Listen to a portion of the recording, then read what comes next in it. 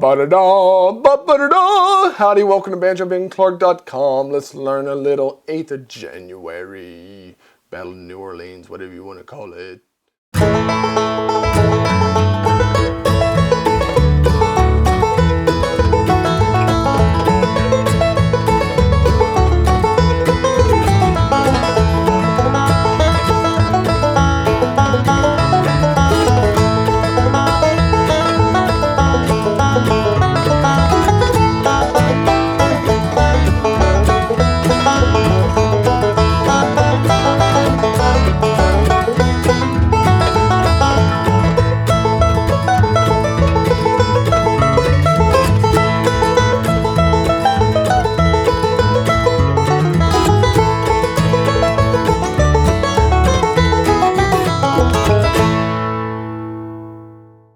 Alright, that was my solo for 8th of January. I grew up knowing it as Battle of New Orleans, that old Johnny Horton song. My dad listened to good old country music in the truck. Kind of ironic now because I just live a couple miles down from Old Hickory, President Jackson's home place. They're in Old Hickory, Tennessee. The reason why I have my banjo up like this obnoxiously in front of my face is because I just wanted to tell you about a cool product made by a good friend of mine, David Billock. He's actually a Gold Pick member, lives up in Michigan, and he's made and sent me a couple of his instrument stands. This is his banjo stand. I love it. He makes mandolin stands that are really cute. Look at that, how cute. And even this music stand that I use, which is completely adjustable, beautiful, beautiful workmanship. Check out his website, display cases and more, and he'd be happy to hook you up with one. Great, great product. We really learned two solos in this. We learned kind of a melodic, very fiddle-like solo to it, and then we learned kind of a funky Don Reno almost double string type solo. So if you're watching this on YouTube or Facebook, here in a little while I'll ask you to go over to my website where you can join as a Gold Pick member and get full lessons. We do this every week. We switch out banjo, mandolin, guitar, banjo, mandolin, guitar. And so anyway, enjoy this one. 8th of January, we're going to kick it off here. In the first measure, I've capoed up to 2. So even though we're playing with the G tuning and I have a G position, we're capoed up to 2, so that's going to put the song in the key of A. If you wanted to play it in the key of G, you just wouldn't put a capo on and follow the instructions on the tab. Speaking of that, I have all of the fingerings beneath each note of the tab, those little circles. So the T stands for thumb, the 1 stands for index, 2 stands for middle finger, and those can be somewhat subjective. There's only a couple times where I'm going to demand that you use a thumb in certain places. Other times it's just a suggestion, so it's really whatever you'd like to do on some of these situations that I will call to your attention. Kickoff number 1, we're just going to slide, excuse me, we're just going to slide from the 4th to the 5th fret down there on the low D string and do a little forward roll. Simple enough, huh? And we do that 2 times in a row before we go into the first A part. Now really there's 2 solos, as I've mentioned in this song. We've got an A part and a B part, and then we're going to do another A part and a B part. So as we kick off the first A part here in measure 3, we're going to stay really close to the melody. Then the second time we're going to get a little bit more jazzy, and that's cool to do that. But we're going to jump up, and what I want you to do is go to the 10th fret.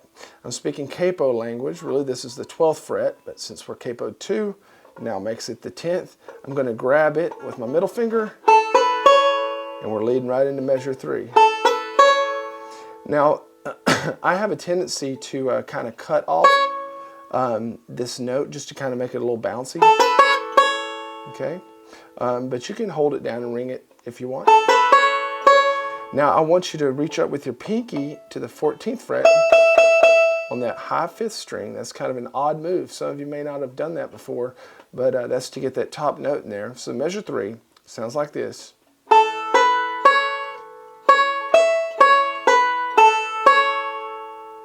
Cool. And 1 and 2 and 3 and 4 and 1 and 2. Now when we get there to measure 4, my middle finger is staying down. It's actually not going to lower until later on into measure 5. It's not going to come up till later on in measure 5. And the only thing that's really moving is our index finger around it.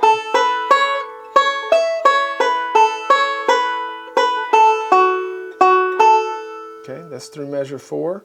Going into measure 5, we're going to go back to our original position.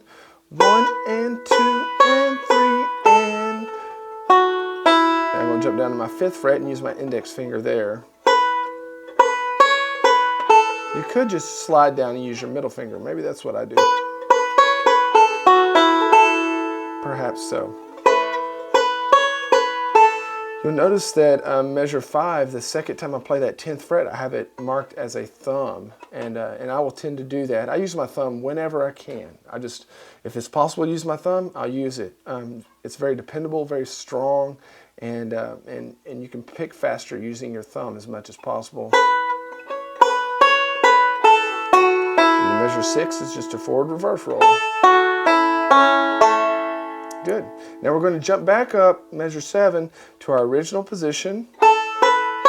But then our second note of measure 7 is a little different. We're going to use our ring finger to just press the 11th fret down. I'm going to insist that you use your thumb right there because we're playing a middle finger and then we're going right back to the middle finger on that 9th fret. So in between, it's easier to use your thumb than to try to use your index.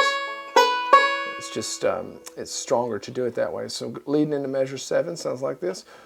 4 and 1 and 2 and 3 and 4 and. Good. Yeah, then we're going to continue on using our thumb at the beginning of measure 8. 1 and 2 and. At this point, we're going to release. Okay, and when we play that 4th note of measure 8, which is that open high G string, we're going to get into a different position. We're going to grab our 9th fret with our index finger, then reach all the way and grab the 13th with our pinky. This is kind of a stretch. Just a chromatic type lick there. Okay, if you can't make that reach, it's okay to do the 12th fret instead. Okay.